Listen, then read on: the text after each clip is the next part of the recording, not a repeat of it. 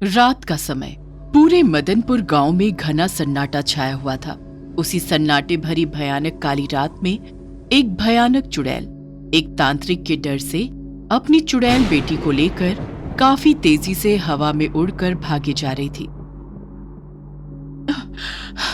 भाग बेटा, वो तांत्रिक बाबा हमारे पीछे ही है, वरना वो हमें मार देंगे।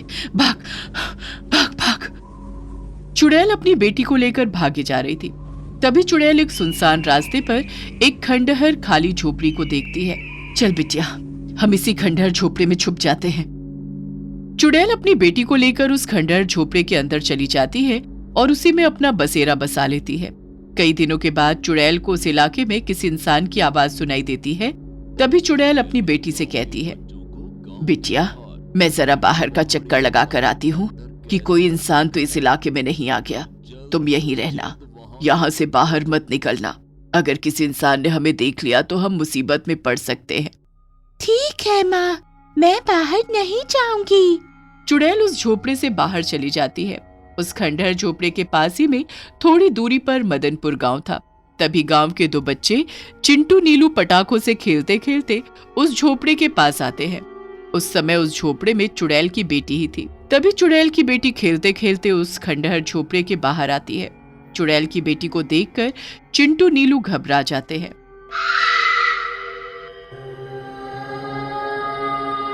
अरे बाप रे, ये तो चुड़ैल है। अरे हट जा नीलू, वो चुड़ैल तुझे मार देगी।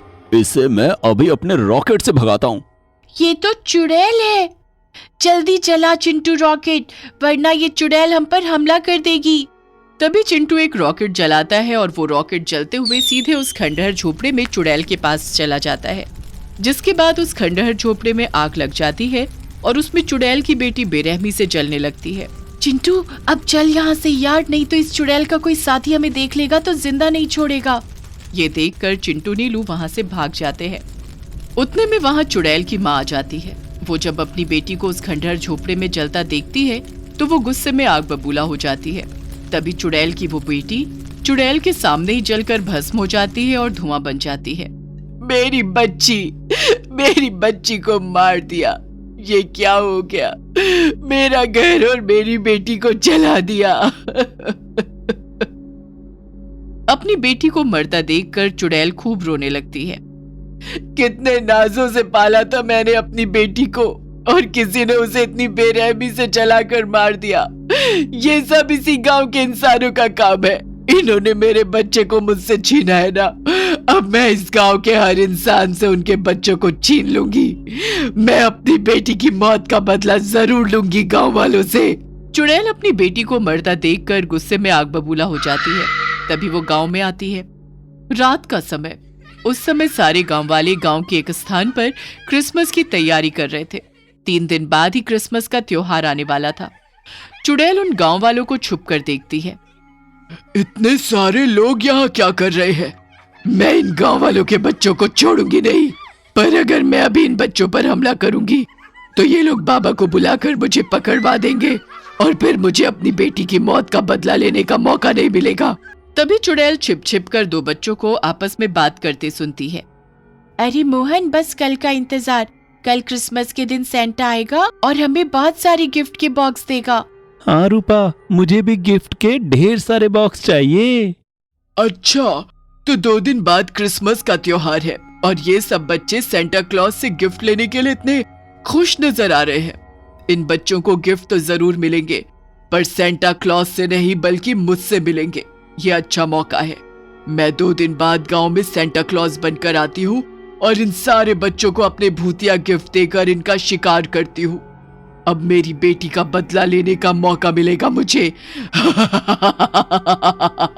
अब चुड़ैल अपनी बेटी का बदला लेने के लिए गांव में 2 दिन बाद सेंटा क्लॉज बनकर आने का उपाय कर रही थी।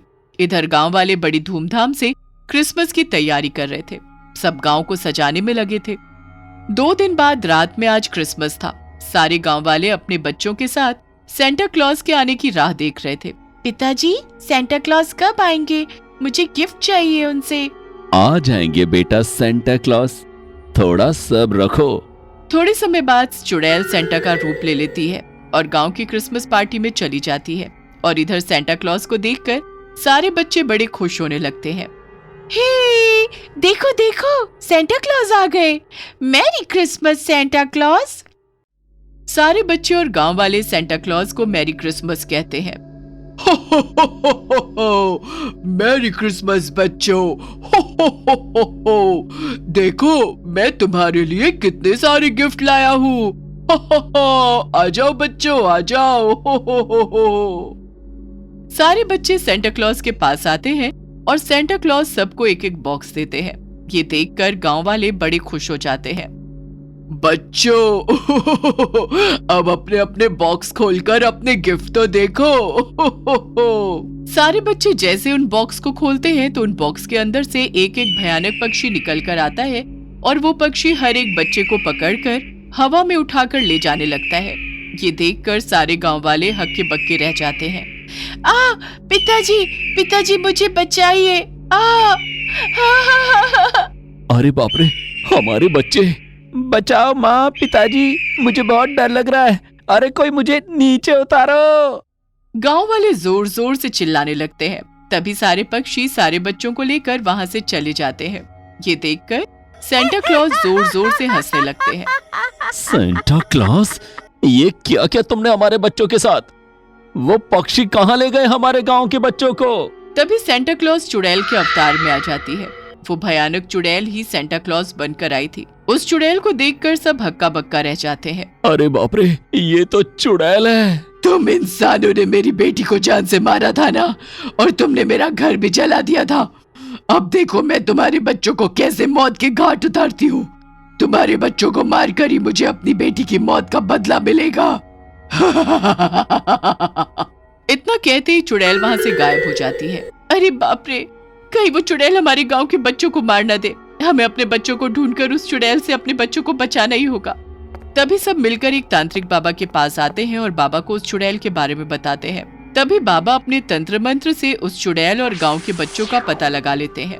उस चुड़ैल ने गांव के बच्चों को गांव के बाहर एक पहाड़ी गुफा के अंदर कैद करके रखा है। अगर जल्द से जल्द वहां से बच्चों को निकाला नहीं गया तो वो चुड़ैल सारे बच्चों को मार देगी। तभी गांव वाले बाबा के साथ गांव के बाहर एक पहाड़ी इलाके में आते हैं, जहां एक बड़ी सी गुफा थी और उस गुफा के दरवाजे पर एक बड़ा सा पत्थर था। उस गुफा के अंदर से गांव के बच्चों के चीखने रोने की आवाज आ रही थी। ये सुनकर गांव वाले दंग रह जाते हैं। ये तो अपने गांव के बच्चों की आवाज है, पर इस गुफा के दरवाजे पर तो बड़ा सा पत्थर है। गांव वालों, इस समय वो चुड़ैल यहाँ नहीं है। उस चुड़ैल के आने से पहले ही तुम सबको इस बड़े से पत्थर को गुफा के दरवाजे से हटाकर बच्चों को गुफा के अंदर से बाहर निकालना होगा, वरना वो चुड़ैल गुफा के अंदर घुसकर सारे बच्चों को जान से मार देगी। ये सुनकर सारे गांव वाले उस गुफा के बाहर उस बड़े से पत्थर को हटाने की कोशिश करते हैं। वो पत्थर बहुत बड़ा था, वो इतने गांव वालों से भी हिल नहीं रहा था। तभी वहां चुड़ैल प्रकट हो जाती है। तुम इंसानों के बस की बात नहीं है इस बड़े से पत्थर को हटाने की। अब तुम्हारे बच्चों को मुझसे कोई नहीं बचा सकता, कोई भी नहीं।